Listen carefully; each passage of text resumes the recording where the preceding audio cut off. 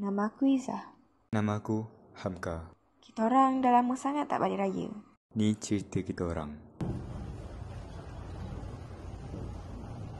Awak? Sudah tak puasa lah. Siapa yang nak puasa? Ya lah. Nanti kita beli barang dapur kan. Okey.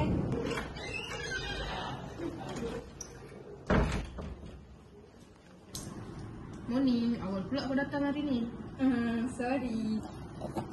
Wih, nak beritahu. Kau tahu si adik aku, si Boya tu, asyik minta duit je kerja dia. Dia ingat aku ni bank ke? Belajar aku malas. Ni minta lebih-lebih.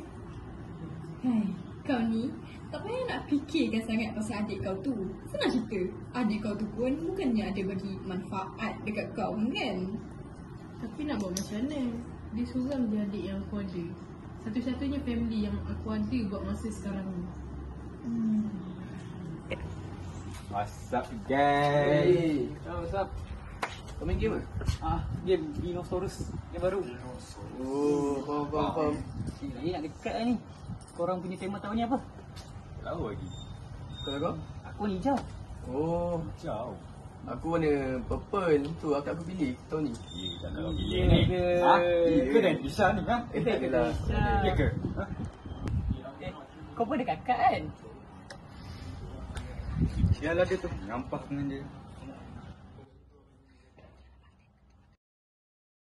Sebenarnya ada sebab kita orang dah lama tak balik raya. Ni semua salah kau lah. Aku pula. Kau lah. Kau tengoklah sendiri. Ya. Betul ni. Ni yang ada barang awal ya. Barang motor. Foreign. Harga dia macam 200 je. Boleh tak ya? Mana pesan kau? Anjap. Ni apa ni?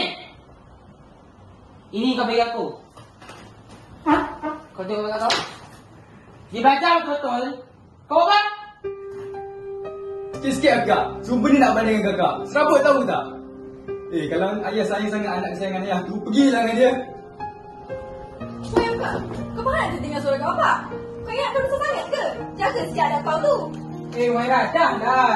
Kenapa kau nak berlebih pula ni? Kenapa kau nak marah adik? Mak, agak-agak lah kau nampak apa yang adik buat kat bapak tadi? Aku serabut lah kat sini. Adik, nak pergi mana tu? Jangan tu, orang lain tu. Bang, dah 4 tahun kakak dengan adik tak balik tengok kita. Daripada orang gaduh dulu. Saya rindu kat diorang. Betul tu, apa pun dia diorang juga. Kalau fikir balik pasal adik tu, kesian pula dia selalu punya bandingkan dekat dia. Abang tak patut bandingkan dengan kita. Saya pun menyesal sebab lebih ke adik tu. Tanpa saya sedar. Kesian pula kat kakak. Saya pun tak patut bandingkan anak kita. Assalamualaikum adik. Waalaikumsalam mak. Susahnya nak cakap dengan anak mak seorang ni. Adik sibuk belajar sekarang. Ya mak, adik sibuk sikit. Final Adik dekat. sihat? Sihat mak. Baliklah raya tahun ni nak. Mak dengan ayah dah lama tak jumpa kamu. Balik raya. Tengoklah macam mana nanti. Kawan adik panggil lah. Gerak dulu ya mak. Bye.